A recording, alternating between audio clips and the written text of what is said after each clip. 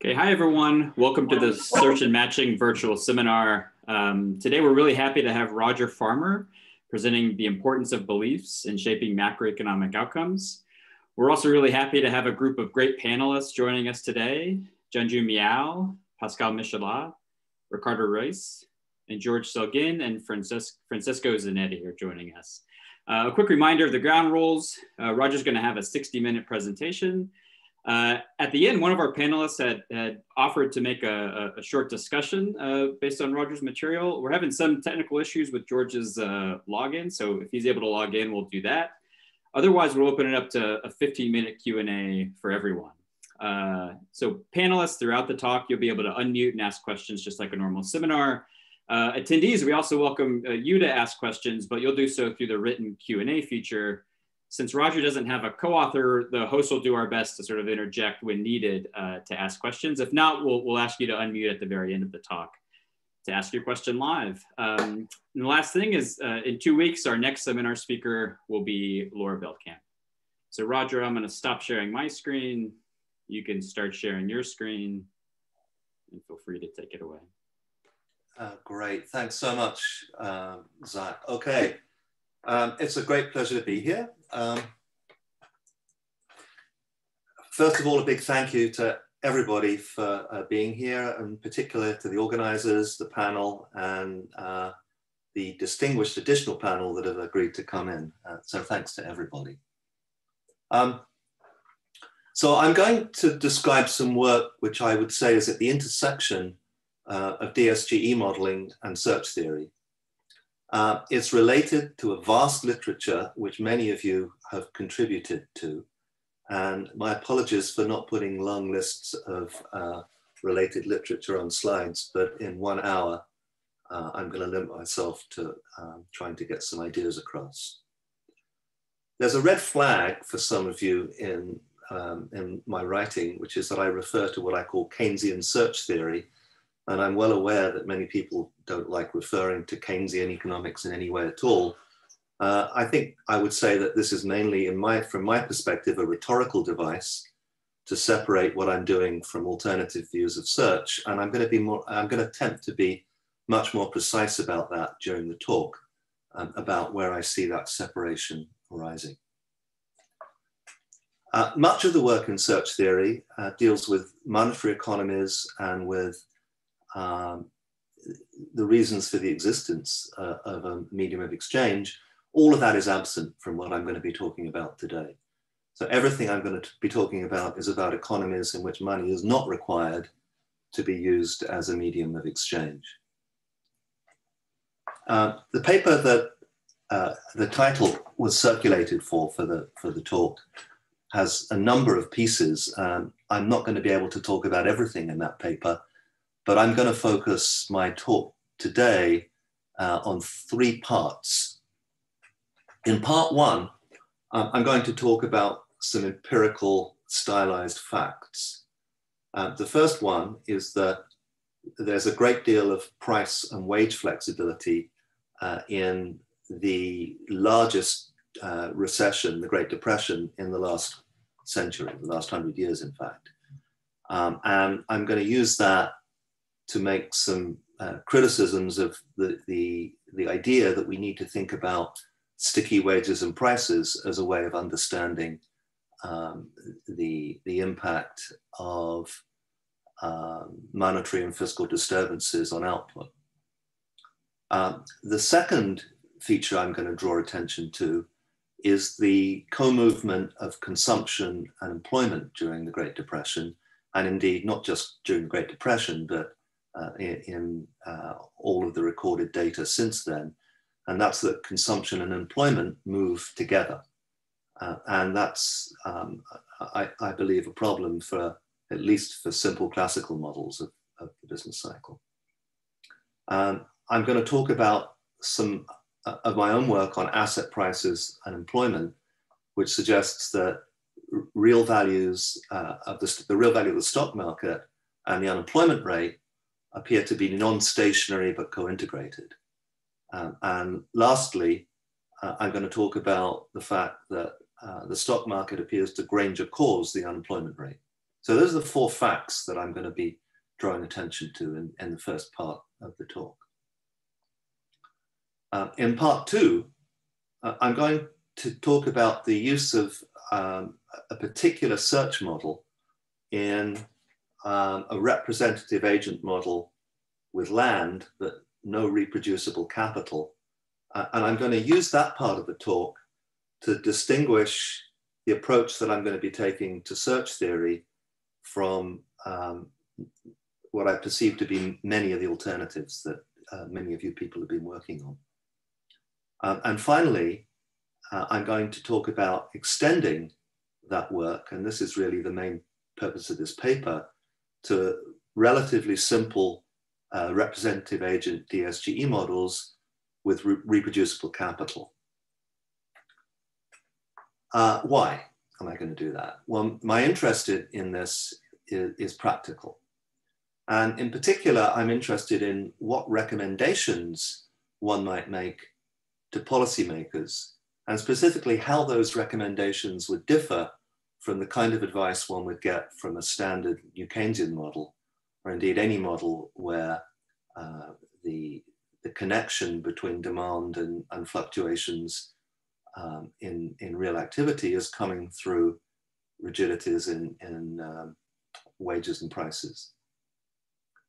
That's going to highlight a particular feature of this work, which is that I close the models, and I'll be more precise about what I mean by that, by making beliefs a new fundamental of the model, much in the same way as a utility function or a production function is a fundamental in a standard DSGE model. I'm going to be adding a new fundamental, which I'm going to call a belief function. And when I talk about empirical research, I'm going to argue that it's very important what the particular specification is for what we would call the belief function. And I'm going to talk about how that interacts with economic policy. So I suppose that if there was one overarching way of framing this talk, it would be how and why do beliefs matter?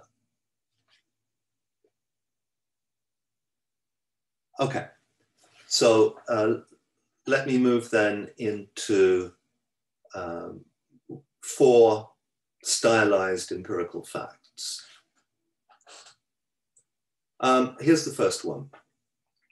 What I'm showing you here is the behavior of money, wages, prices, and the unemployment rate during the Great Depression. So this is data from 1928 through 1940. The red line measured on the right axis on an inverted scale is the unemployment rate. So you'll see that unemployment in 1929 was around 4% in the United States. It peaked around 24% in 1933, and it really didn't fall below 15% for pretty much a decade. That's the same information on both these 2 graphs. The blue line on the left picture is the log of a money wage index. And this is a log scale, but if you do the calculation, you'll find that at the depth of the Great Depression in 1933, money wages were roughly 75% of where they had been in 1929. The right-hand side is a measure of a nominal price index. So again, the blue line is the log of the GDP deflator.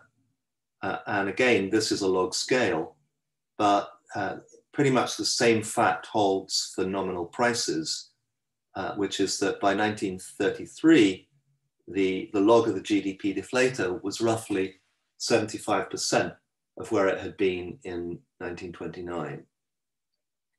And I personally find it difficult to try to ground a theory of the connection between monetary and fiscal interventions on sticky prices, when, in my view at least, there's some fairly strong evidence that nominal wages and prices are not sticky in that sense.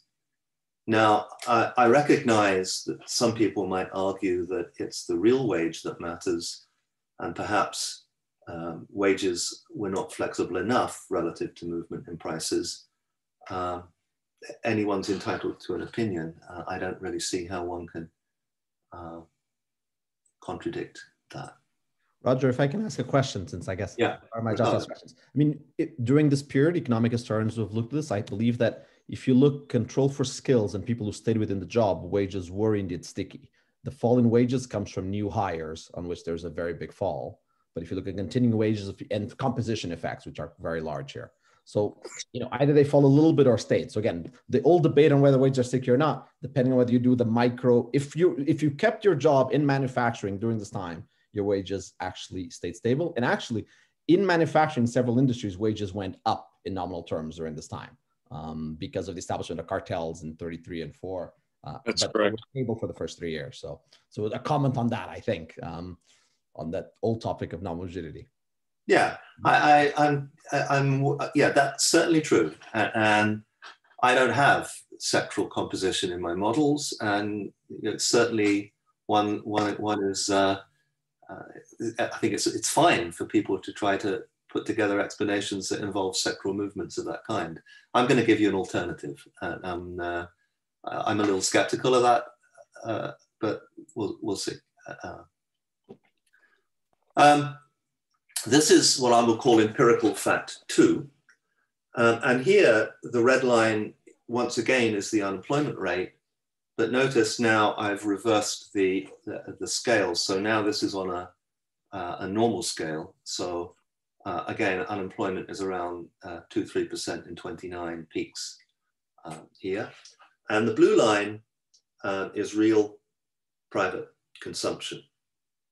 And the point I want to make on this slide is one that's well known, but nevertheless, I think worth re-emphasizing.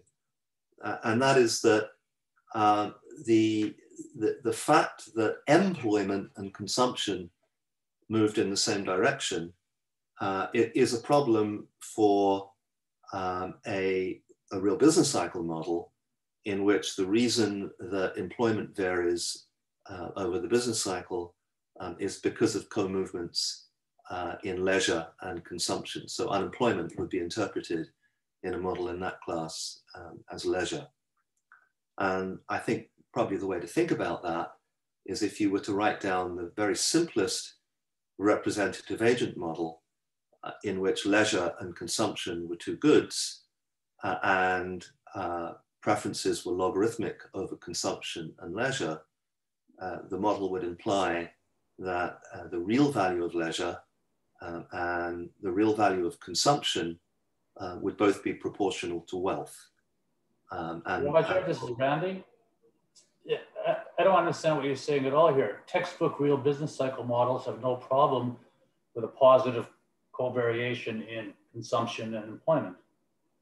Textbook real business cycle models have a great deal of difficulty in the sense that in order to get anywhere close to the features of the actual movements in data, you need an incredibly high labor elasticity. Much of the real business cycle agenda was initiated by assuming that productivity shocks were driving everything. That's correct. I'm interested here in models where there's a potential for demand shocks to drive things. Okay, so we just restate your view. What the Prescott's view would be, given these observations, technology shocks drive the cycle. Your view is, given something else drives the cycle, these observations are a problem. Yeah, it's exactly right. That's exactly right. But you haven't proved Prescott wrong by these observations. No, I'm not going to prove anybody wrong. And all through this talk, I'm going to be emphasizing that the data can be interpreted in many different ways. I hope to convince you that the way that I see the world and the lens through which I see it is in some sense, a better understanding of the data than Prescott. But I guess that's a debate that we can have when I get to the end of the talk. It's just that following up on that. It's just that you're framing this as these are puzzles, but I mean, fact one I already mentioned, and now Randy, fact two. These are, I mean, Alcohol and Leo Hanian in their Stories of the Great Depression. They mentioned fact one and two, and they have an RBC model, and it's about market power in wages and manufacturing, and that's kept it. So, I mean, it might be just more useful to say, well, relative to the Colohanian, not Prescott, but Colohanian view of the Great Depression, which starts with fact one and fact two. Why, yeah, how are you going to say it's a different account, or is it also one that fits some things better than theirs? If I use the word puzzle, that was a mistake. I've labeled them as empirical facts. I'm going to give you an interpretation of these empirical facts, and of course, there are other ways of interpreting these data, and we've been following them for a long time. No, I'm calling them facts, not puzzles. The reason for the presenting the data on the right side of this slide is that the first statement I made, which was that the value of leisure and the value of consumption in a demand-driven model would move together, might still be consistent with these data if real wages had fallen over that period.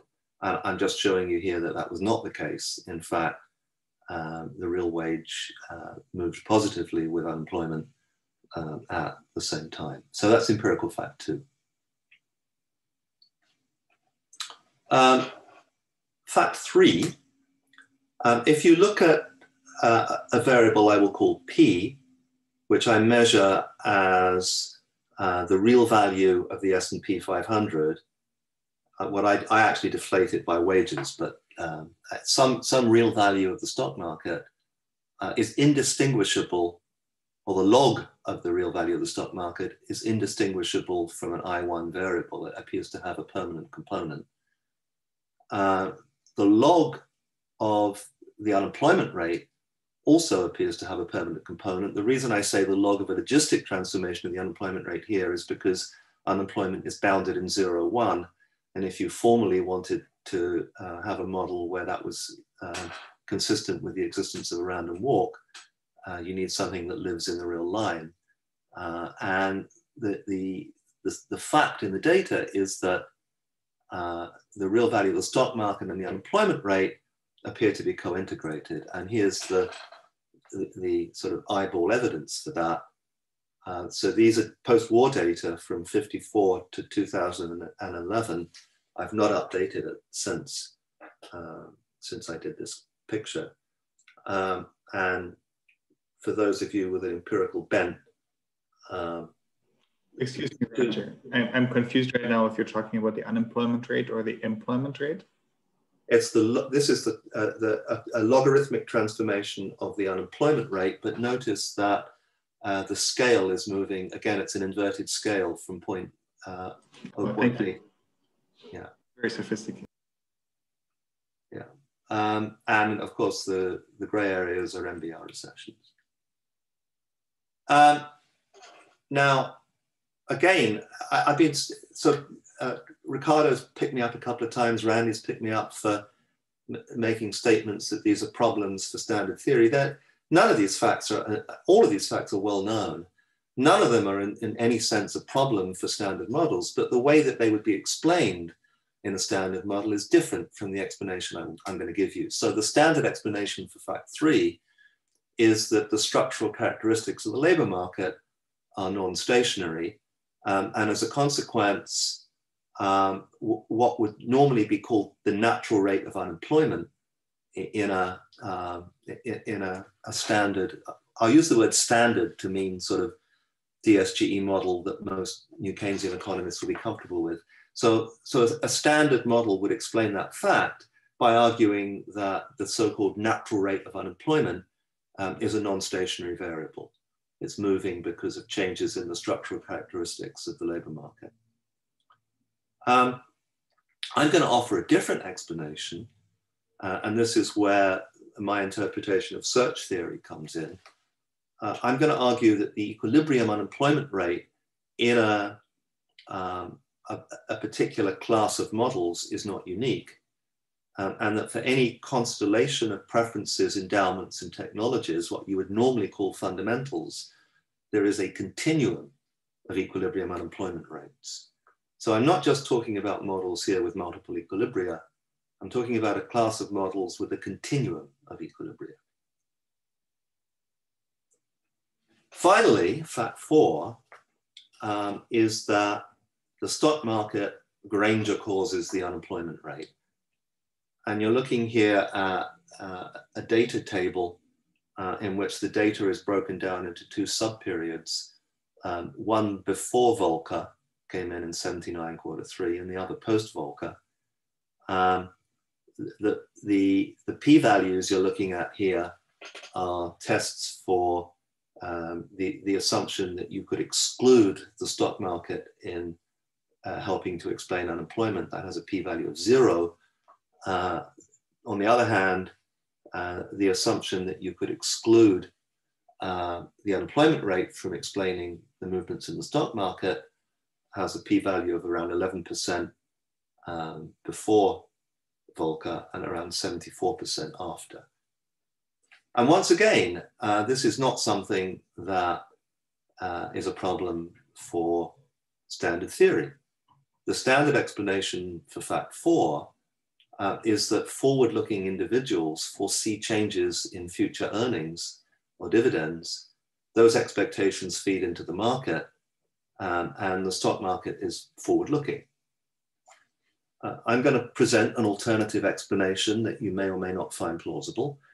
I'm going to argue that beliefs should be treated as an alternative fundamental in a model that otherwise has a continuum of equilibria, and that it's shifts in belief that select an equilibrium. It's important to note that in both explanations for the joint behavior of stock prices and unemployment, the real value of the stock market is equal to the discounted present value of future earnings. In a standard explanation, rationally anticipated changes in preferences, technologies, or endowments cause changes in the willingness of people to hold stocks. In the alternative explanation, which in other writings I've called the beauty contest explanation, changes in beliefs about future earnings, in other words, changes in beliefs about the value of the stock market, cause changes in the equilibrium unemployment rate and an associated change in earnings. So I want to turn that explanation on its head. Okay, so I'm in pretty good time because I'm roughly 20 minutes into the talk with roughly 1/3 done, but I'm going to need to speed up a little bit.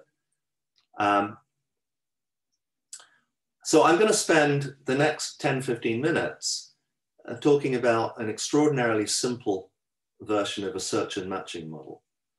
It's a representative agent model in which output is produced from labor and land in fixed supply. There's a Cobb-Douglas production technology. Preferences are logarithmic in consumption. And I'm going to look at 3 different ways of closing the model.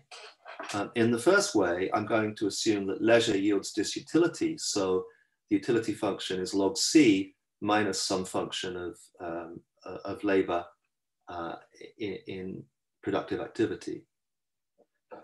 In versions 2 and 3, I'll look at a very simple version of a search and matching model in which the matching function is Cobb-Douglas in unemployment. And the V there is, you should think of that as vacancies. It's not quite vacancies. I'll explain that in a moment. And then I'll talk about 2 ways of closing that search and matching model. One using a Nash bargain, and the other using this idea of turning the asset markets on its head. I call that Keynesian search theory. Here's a more complete description of the model. The first equation says that there's 1 unit of labor, so the representative agent has 1 unit of time, which is can either be separated into unemployment or working. So you should think of a continuum of identical representative agents. A fraction of them, U of them, are unemployed at any point in time, and the fraction L are working. The second equation says that out of everybody working, a measure X of those people working are actual, what I'll call production workers, and the remaining V workers are what I will call recruiting workers. So the labor force is separated into those two components. The third equation is a Codd-Douglas production function, and because I'm assuming that, that all output is consumed, I'm using C to represent both output and consumption. ST here is a labor augmenting productivity shock. XT is labor used in production, and B is a number between 0 and 1. It's the elasticity of labor. And land does not appear here because I'm assuming there's one fixed unit of land and it's in fixed supply. Finally, the last equation is the evolution equation for employment. What I'm showing you on this graph will be familiar. Yeah.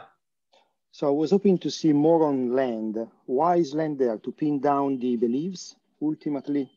It's because I'm going to be interested in a variable that I can represent as the value of the stock market. And land is going to be the only asset. And I'm going to be talking about the numerator. The analog in this model of the stock market will be the value of land. So the question is how do asset values feed back into the labor market? So then will you use it as, you change it and say beliefs have changed, the land value has changed, and that will trigger all the changes in the model? That's yeah. Okay. I'll be very precise about that in a minute. Okay. So what you're looking at here is in that very simple model, this is the state, these are stationary values in the steady state of the connection between employment and produced output. The dashed red line is the production function that you would see in the model with no search, and that simply says that C is L to the B. The blue line is the steady state relationship that you will get from solving that model with a parameter gamma of 10, delta of 10%. And you'll notice those two production functions coincide for almost the entire range of employment. The difference, of course, is that in search theory, there's a maximum employment of around, here it's around 97%. A social planner who was trying to maximize output would pick not 100% employment, but 97%. That's not actually quite what the social planner would do, but I'll put that aside for a minute. Now, sorry, Roger, could you just, I didn't follow that. What happens to the blue line as employment? It just, well, so here, maybe I don't understand what you're plotting here. Sorry. Oh, I'm sorry. So what I'm plotting here is if you use,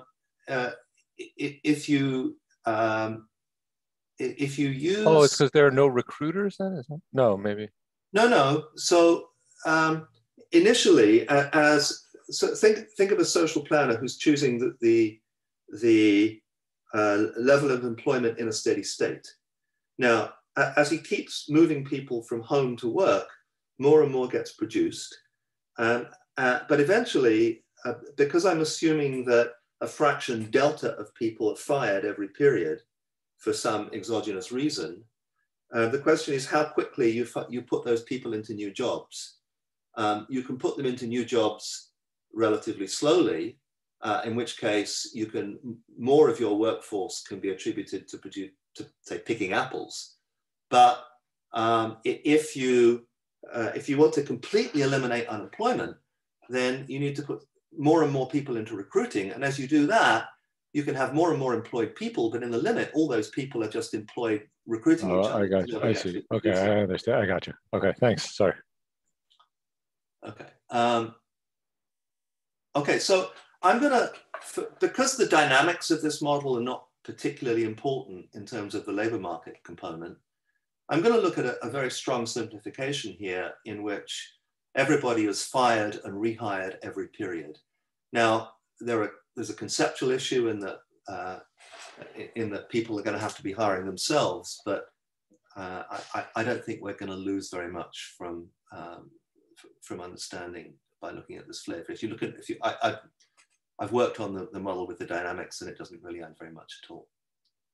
Okay, so I'd like to turn then to the comparison of these three versions of the model that I talk about here: the auction market, search and matching with Nash bargaining, and search and matching with what I call Keynesian search.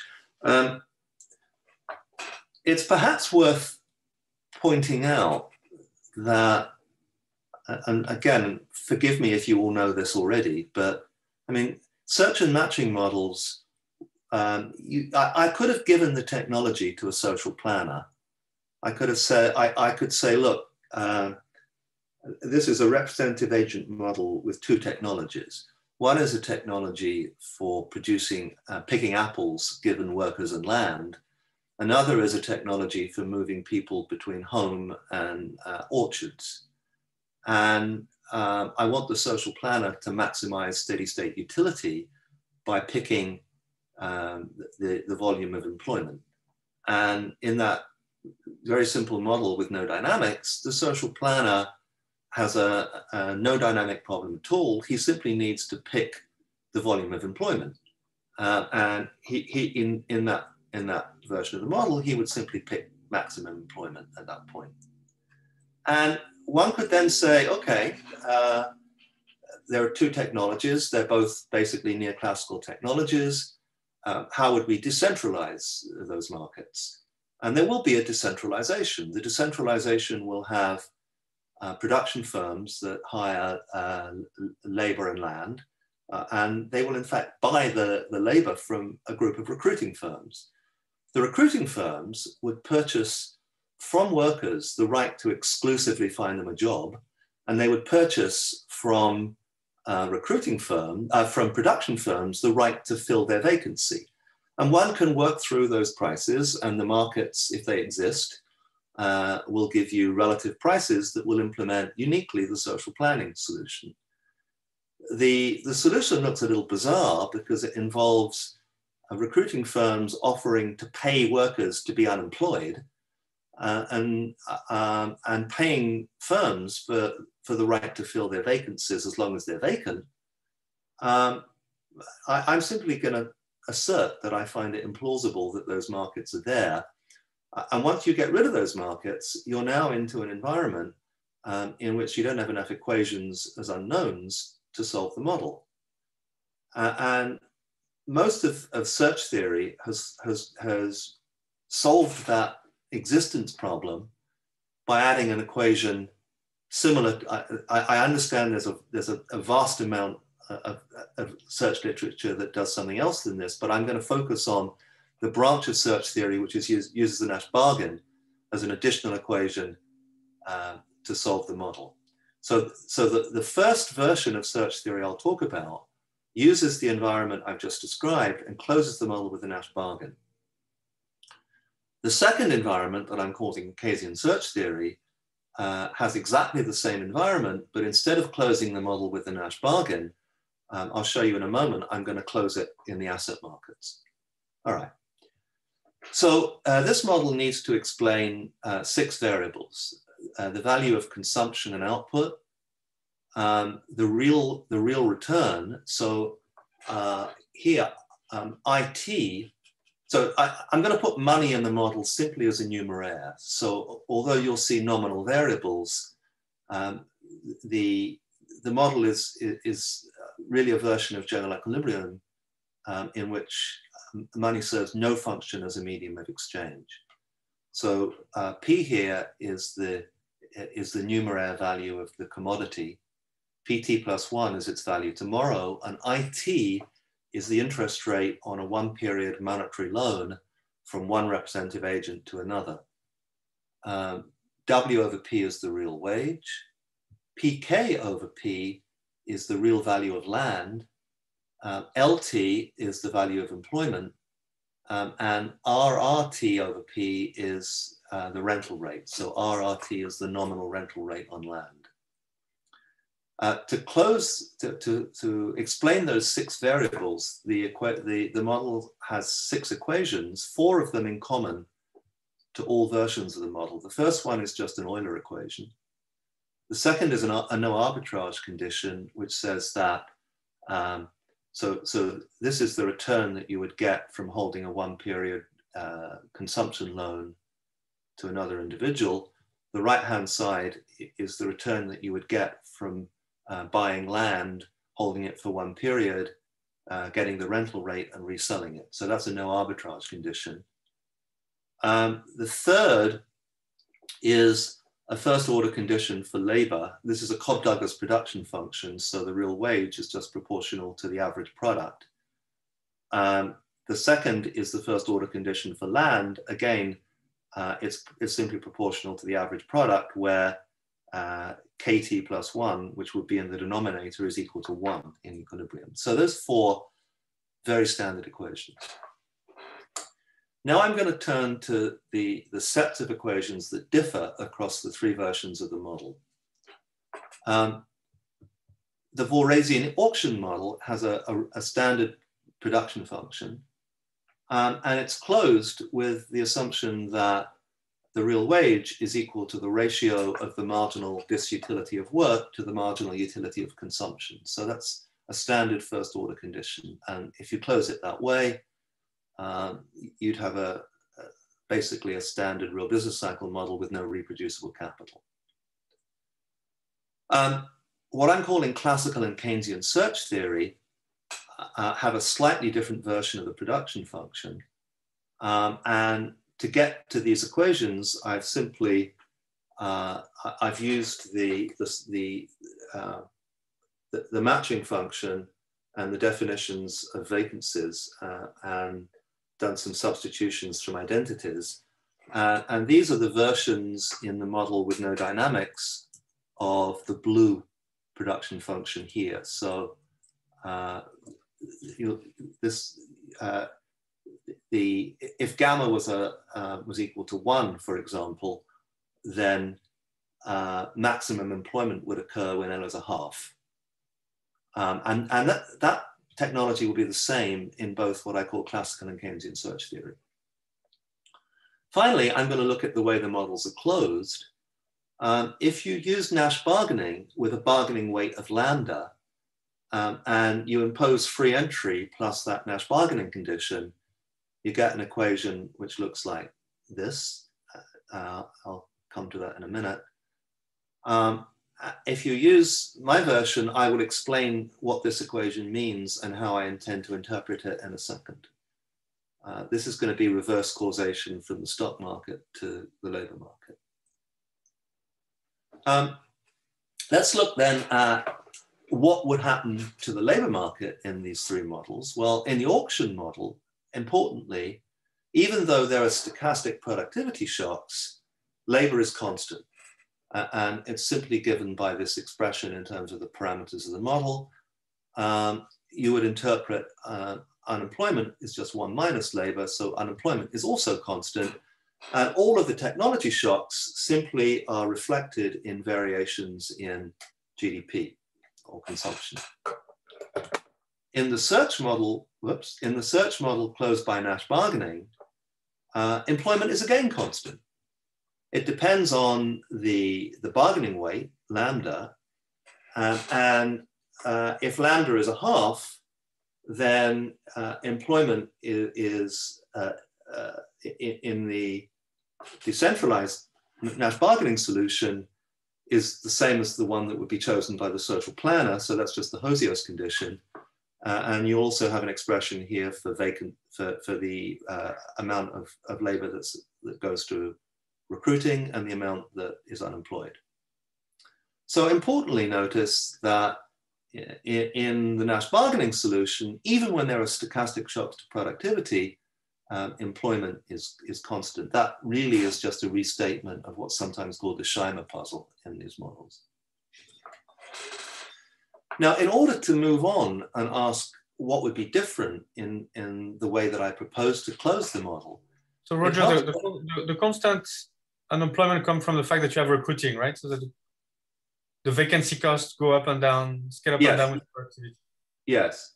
All right. And it's also heavily dependent on no intertemporal structure and logarithmic consumption. Okay. Thank you. So here, what I've written down is the equilibrium solution for the price of land in the Nash bargaining solution.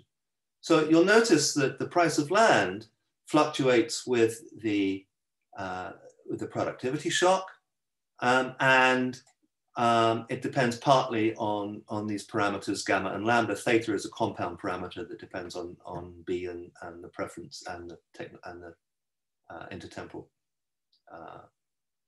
rate of time preference. So this is a good starting point to look at what I propose to do instead.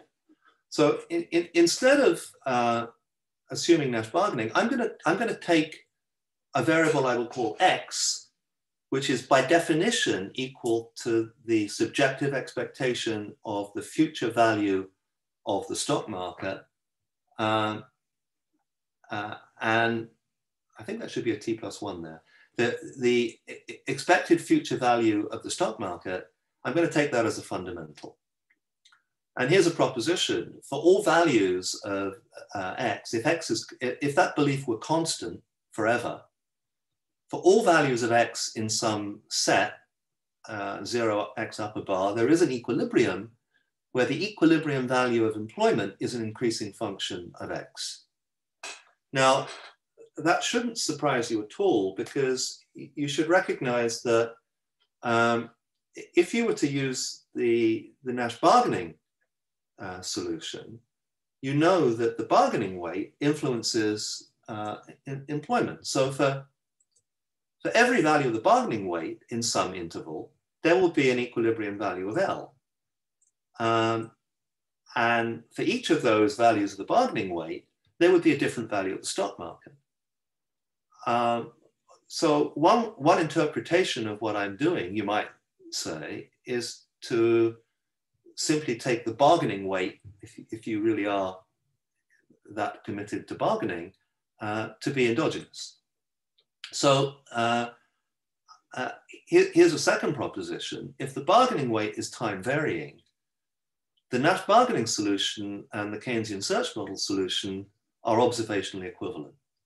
So if you see the stock market fluctuating and you see movements in unemployment which are not associated with apparent productivity shocks, you would interpret that in a Nash bargaining world as the fact that the bargaining weight was time varying.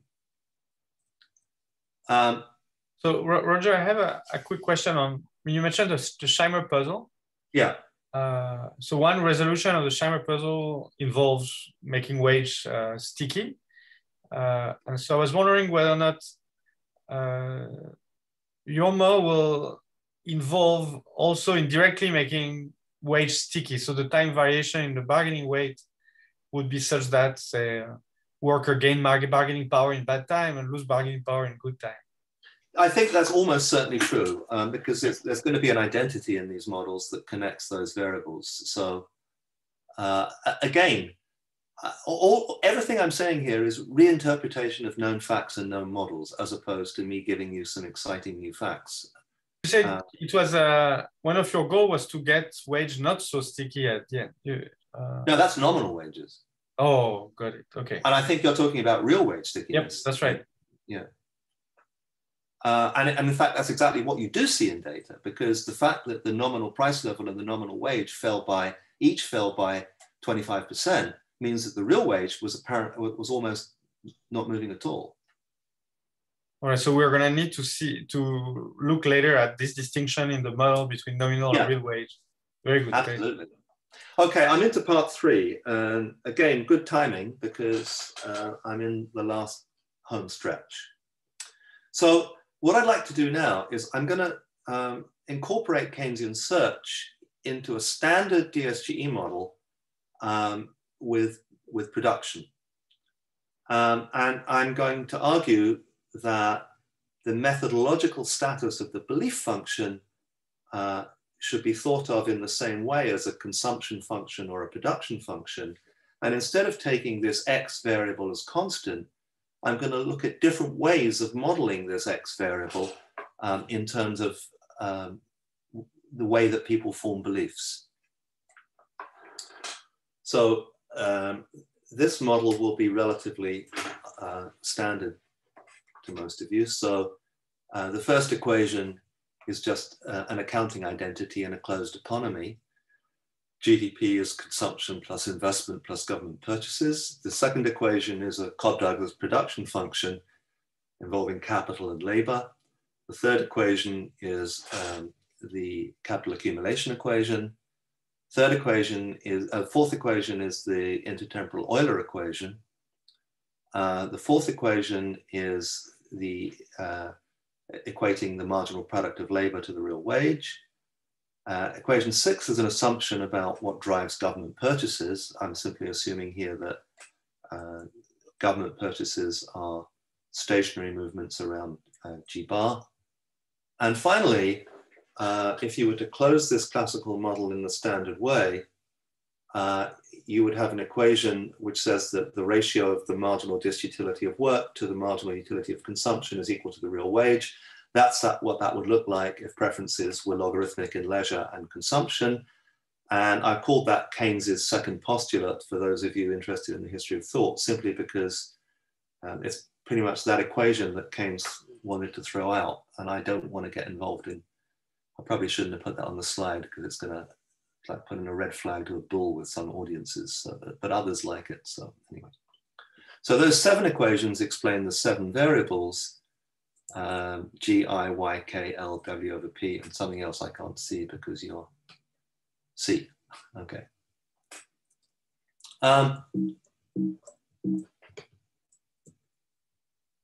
Okay.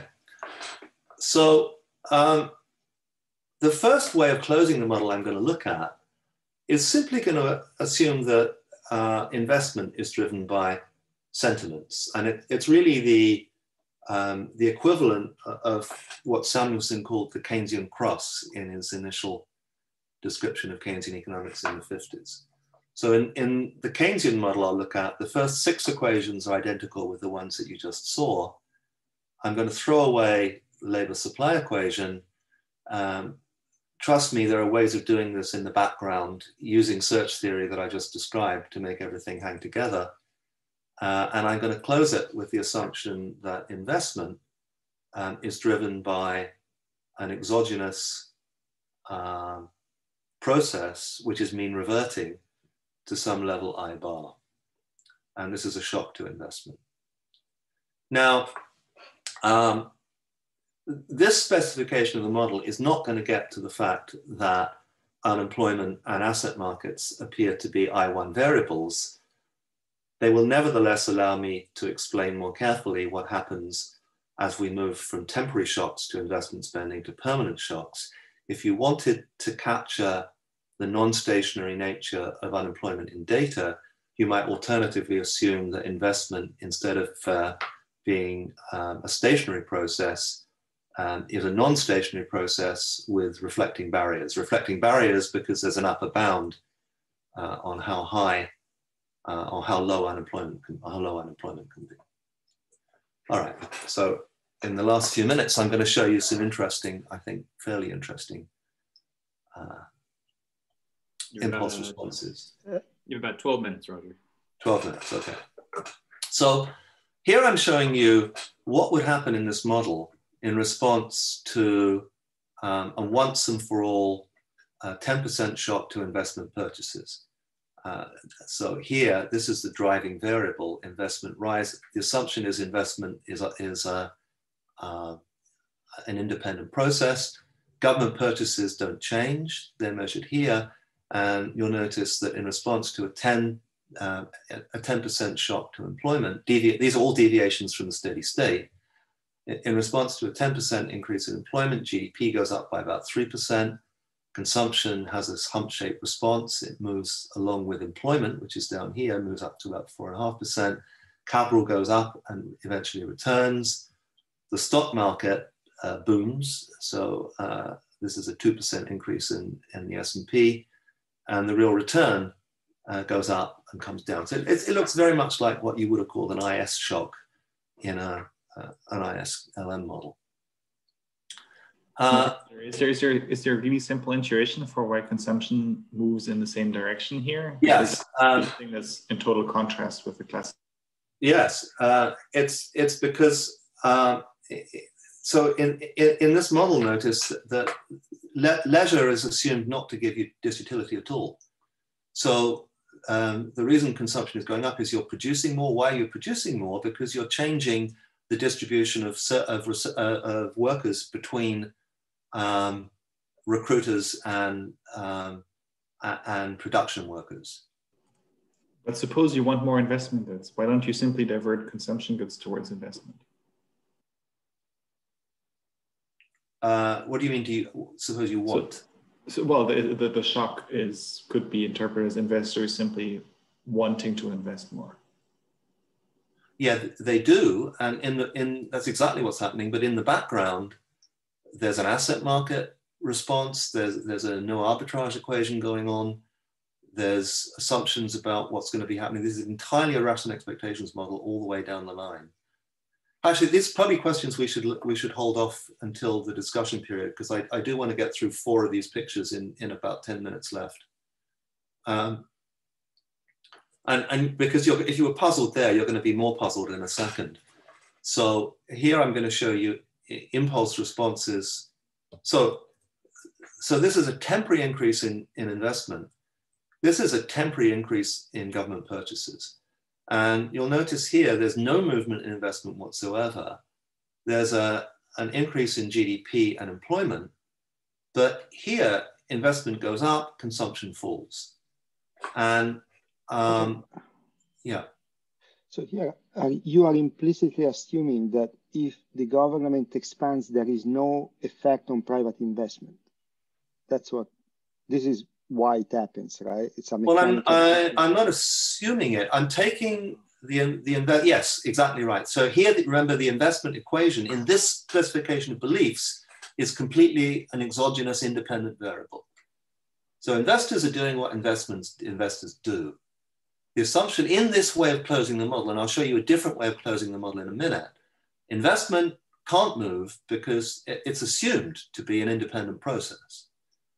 Now, I don't think that's a good way of closing the model necessarily, but what I want to do is contrast it with another view in a second. Okay, thank you. Now, in terms of the data, actually, it turns out that's not a bad way of closing the model at all, but I'll get to that in a second. So I want to point out, and I'm sure George is going to have something to say about this in a minute, but if you look at the largest government purchase shock until now, at least, in recorded US history, which was World War II, you found a massive increase in government expenditure, a massive increase in employment, but consumption fell. Now, I realize that there's a lot of discussion, again, in the literature about why that was, much of it having to do with rationing and so on and so forth. But I want to point out that in this interpretation of what happened, that's entirely consistent with what we saw. Again, the stock market falls in response to an increase in government purchases. The real interest rate rises. Again, these are testable implications of this model. So everything here is going to come down to data eventually. Okay, so that's what happens when investment, government purchases, and everything all have autocorrelation parameters of 0.9. So this is assuming, in particular, that investment and government spending. Now, what happens if the investment shock is permanent? And this is where this model really differs dramatically from a Keynesian model, a new Keynesian model. Because here, assuming that we were beginning from a position of underemployment, the increase, a 10% increase in investment spending leads asymptotically to a permanent increase in consumption, a permanent increase in employment, a permanent increase in the capital stock, a permanent increase in the stock market, and a temporary increase in the real interest rate, which returns asymptotically to its to its long run level, which is here is pinned down by the rate of time preference of the representative agent. On the other hand, if you look at the effect of a permanent increase in government purchases, here a 10% increase in government purchases now has no effect on GDP or unemployment, and is simply 100% crowded out by a permanent reduction in consumption.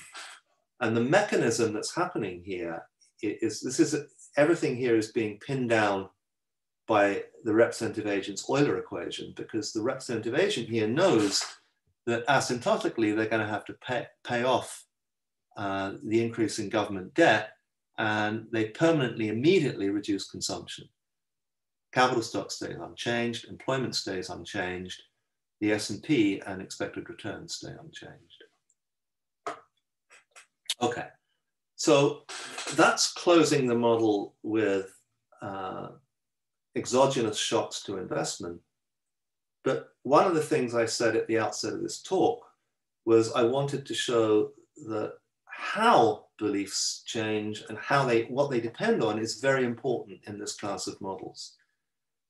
So here I'm going to show you an alternative way of closing the model, which is in the same spirit as the model with fixed land.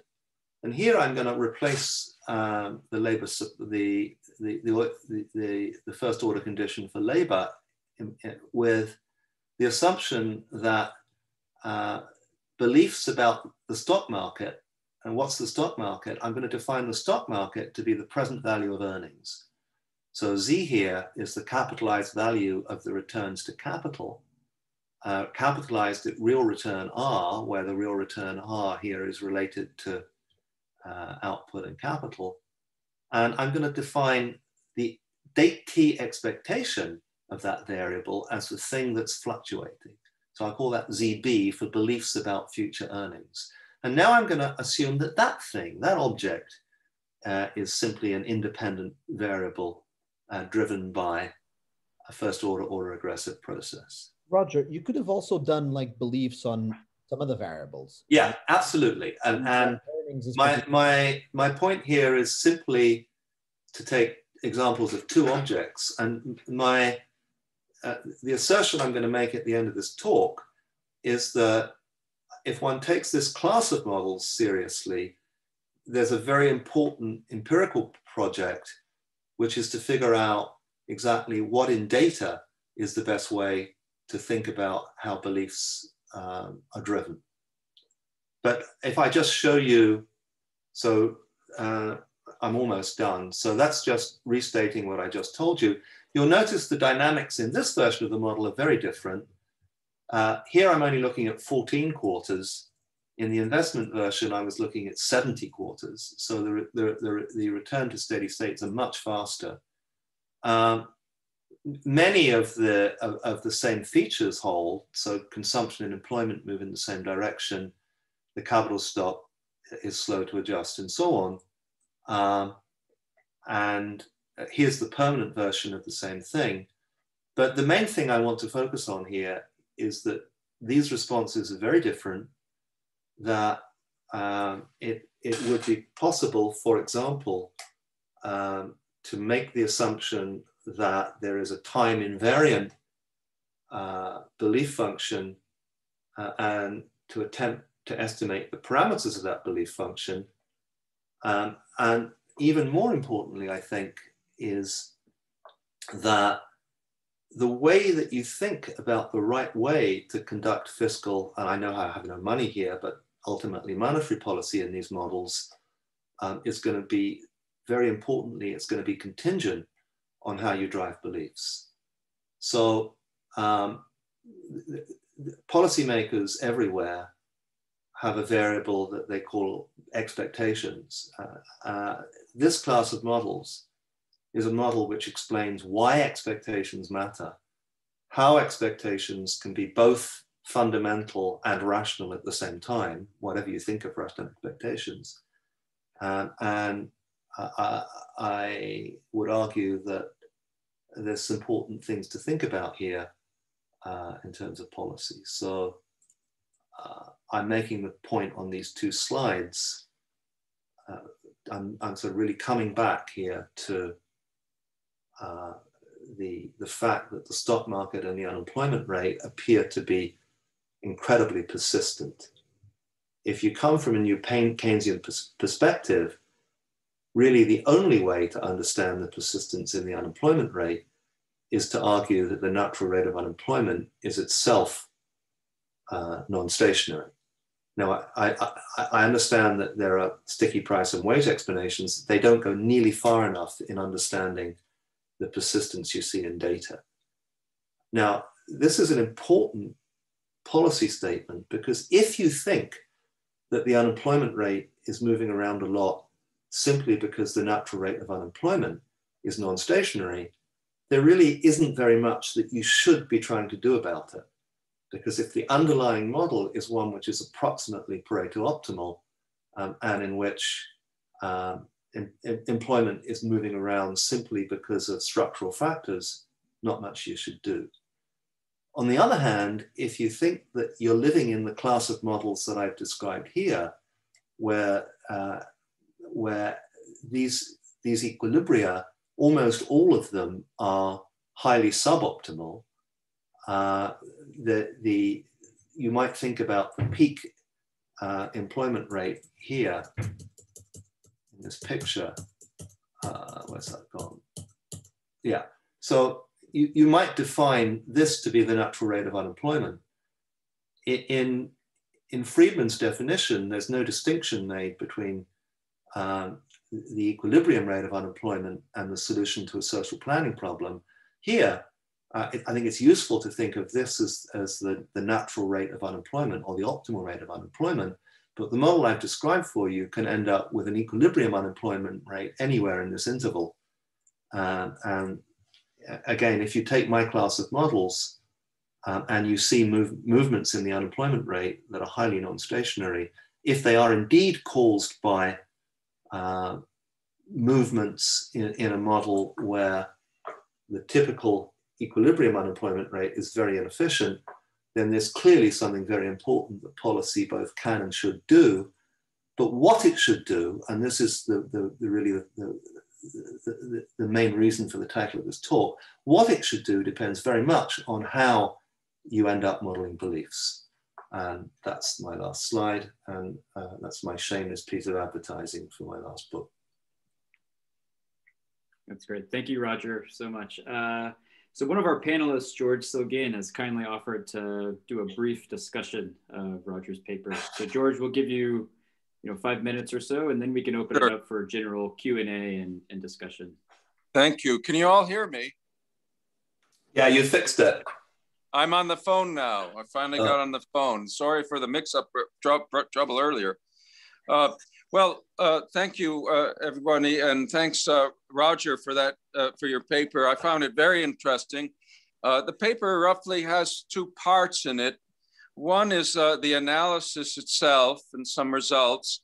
The other is the context in which Roger places this analysis. The context here refers both to the context of the history of thought it fits into, and also the history of the Great Depression, of course.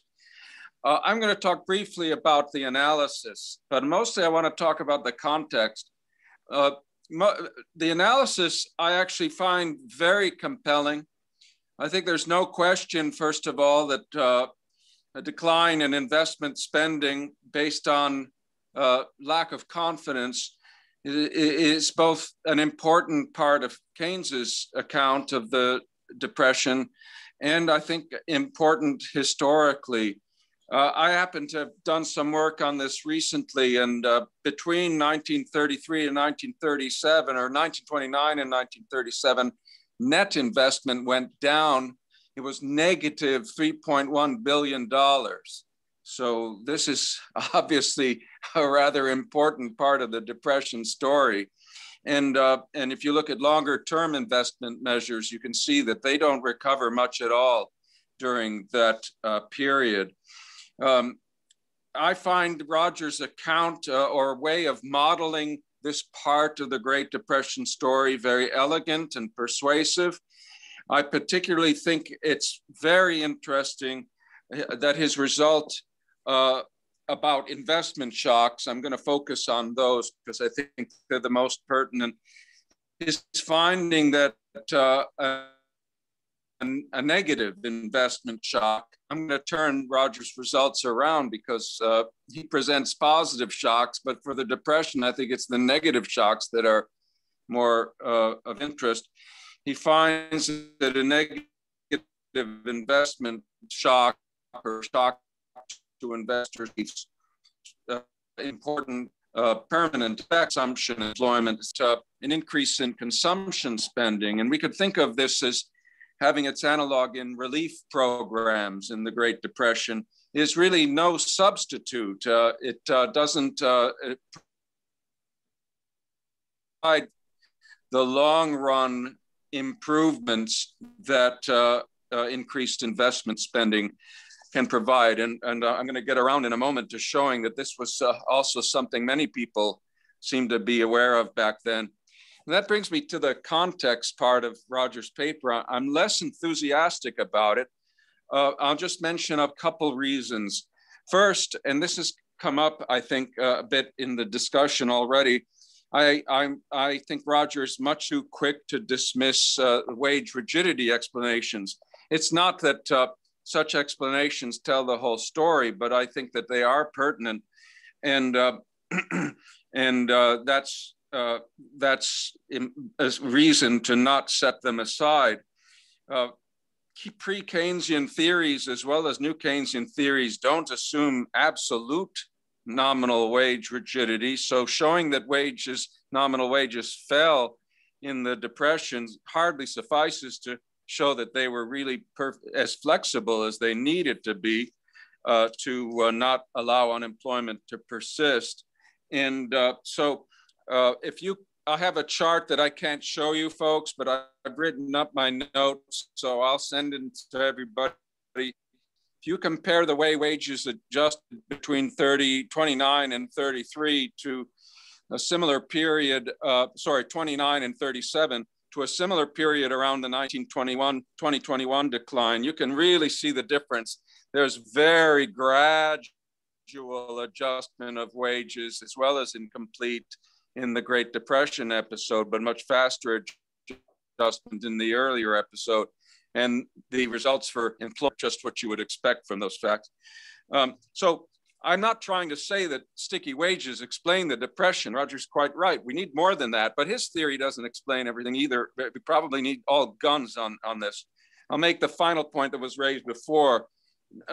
Real wages pop up in 33, but that's not a problem for the rigid wages theory. It's just that theory can't explain it. We have to talk about the National Recovery Act and its effects. Chris Haynes has a very good paper accounting for the rise and jump in real wages in mid-33 based on that.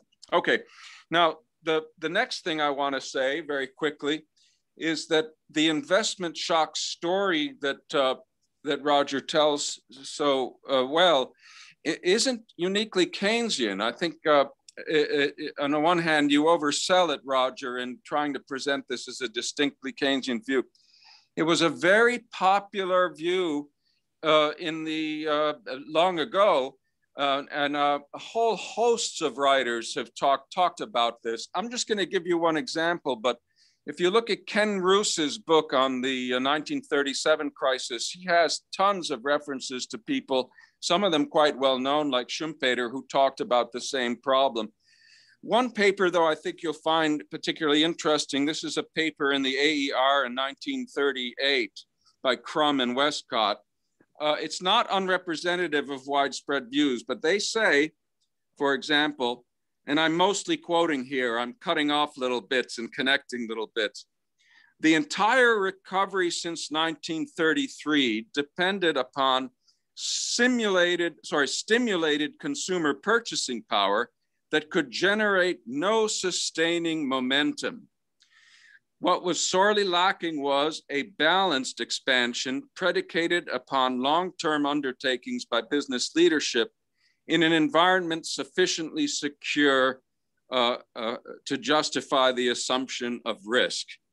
I think you'll see this is kind of a description of exactly what what's going on in your model, down to the argument that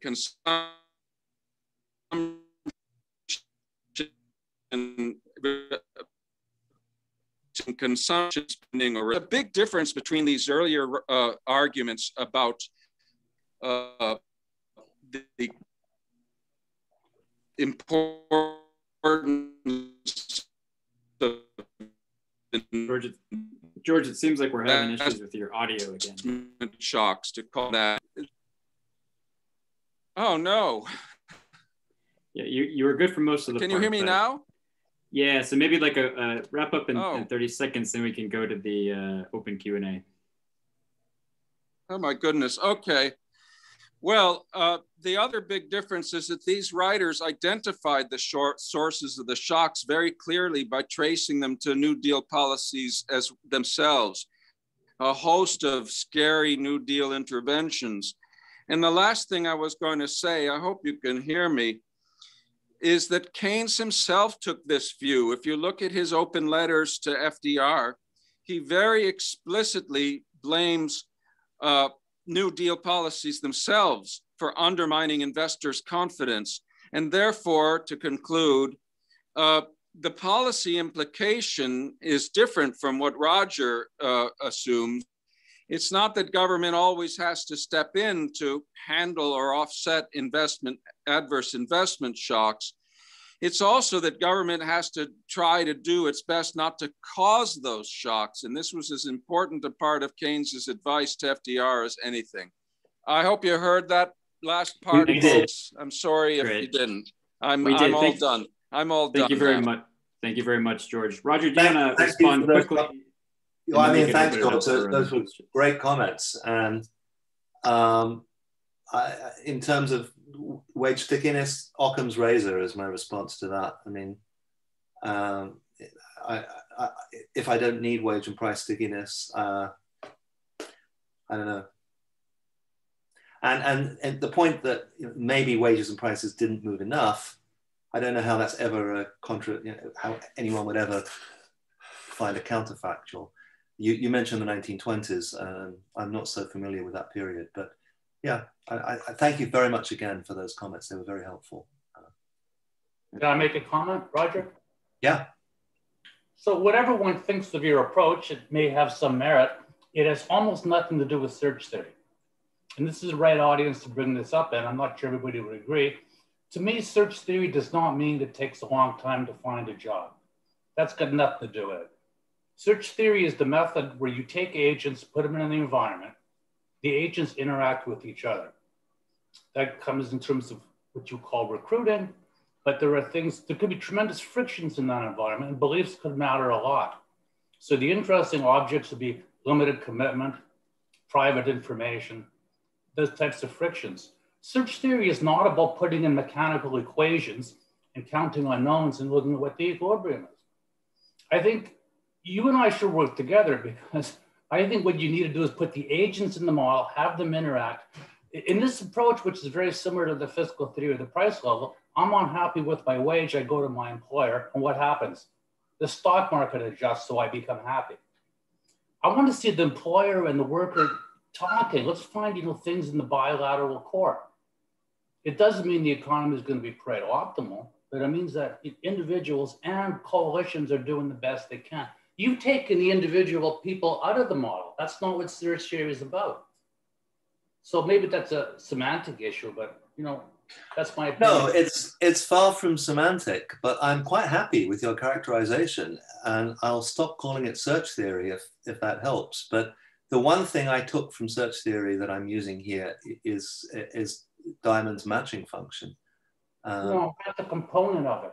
It's yeah. like saying industrial organization is a production function. It's not true. A production function is an element you may use in an industrial organization. The matching technology is another black box you may use in search theory. But the essence, and I want everybody to hear this, is that in search theory, agents trade with each other. It's true in Wallace's monetary economics, Burdett, Cole, Scheimer, Smith's marriage markets, and most of the labor market models. It's real people living in a real environment, doing things to do the best they can. And their incentives matter, information matters, beliefs clearly matter, commitment matters. Your approach is distinctly Keynesian because you think the equations are the fundamental building blocks of the theory. Where the way I would approach it, I think it's the agents and the frictions which are the fundamental building blocks. Your conclusions may well be right, but I wish, again, we should keep talking because I wish you'd try to model it more about individual incentives and frictions. To me, that's what search theory lets us do, and while Walrasian models can't, and Keynesian models can't. That's it. Thanks. I mean, again, I hear everything you're saying, and I do think it's more semantic than anything else. I'm not, if that's what you define to be search theory, then I'm not doing that for sure. Roger, can I ask you a question? So the way I understand your math here is that you check out 1 degree of freedom from the classical model, so you gain 1. So the question is, what do you do with this? But because it's only 1 degree of freedom, that means that whatever fills that gap must imply certain co-movements. Correct. And that means that any one of these movements that is on this path could be the source of all of them. So correct. That makes me wonder, how are we supposed to decide whether it's investor confidence, whether it's beliefs about the future, whether it's workers' power, maybe through unions, and are we just supposed to decide based on prior plausibility of these stories? Because there wouldn't be any empirical way to discriminate between them. No. So empirically, to discriminate between them, if I'd allowed investment, suppose I say it's investment that's driving things, but instead of saying investment depends only on its past values, investment is a particular function of other objects that might involve other variables in the model.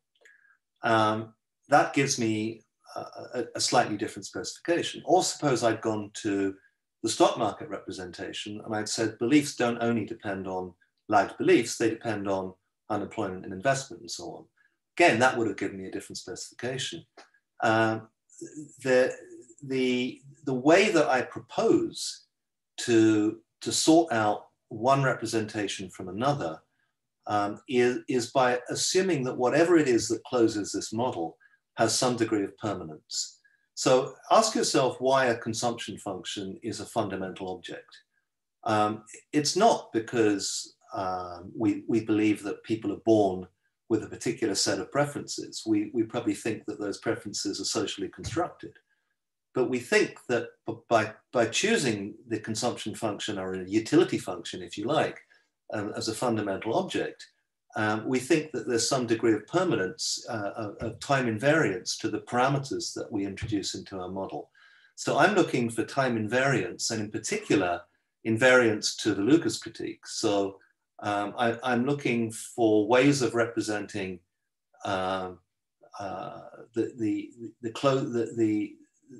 the time series behavior of variables in which there's an object that I'm going to call a belief function, which is invariant to what look like large changes in policy outcomes. Again, using the whole methodology that was put together by Tom Sargent and Lucas and people by representing agents as potentially forward-looking, but nevertheless, I answered the question. Thank you. That definitely helps. And the other thing I was wondering, you didn't have wages in any of your latter graphs in the paper, the model's outcomes. So the positive shock, let's say, the one that increases GDP, what does that do to real wages? I don't know. I'd have to go back and think it through. Okay. So I have a question. It maybe resonates a little bit with range. Like coming from micro theory, every time I see multiple equilibria, especially when it has some welfare effects, I'm thinking about how we solve that, right? Like how we design mechanisms to eliminate the multiplicity. And I think like maybe it's a different way to think about of Randy's comments coming is like when you want to talk with policymakers, you might want to try to suggest not just like fiscal policy, monetary policy, but reforms to the labor market, things that can reduce the multiplicity. Maybe the best example is like the way we think about banking, right? We take bank runs and we think, okay, maybe this is a deposit insurance is going to solve this problem of multiplicity and eliminate the belief component of that fluctuation, right? So like, have you thought about not just like having these beliefs, but like how exactly they are forming and why they become a multiplicity phenomenon in these markets? So we can actually try to think about reforms that eliminates the multiplicity instead of just saying adjusting fiscal policy or adjusting monetary policy. Yeah, I think that's a really important set of statements. And I think about this from a totally different perspective. So I don't see multiplicity as a problem. I see it as an incompleteness in the way that people have put together models. So let me give you an example from the way the New Keynesian literature went. It was well recognized in New Keynesian monetary theory that if central banks follow a particular class of rules, that there are multiple dynamic indeterminate equilibria. And I think it was Mike Woodford who first phrased it as a problem. And his view was that you should run policies that attempt to eliminate the multiplicity. There's another way of looking at this, which predated rational expectations, which saw multiplicity as stability. Some people look at the world and try to model it as a unique equilibrium. I see it as potentially missing markets and the ability of many potential behaviors to be consistent with equilibrium. And if you take it from my point of view, it's the behavioral response which is fundamental. And if you try to so-called remove and change things in a way that there's a unique equilibrium, you may well introduce enormous instability into the system.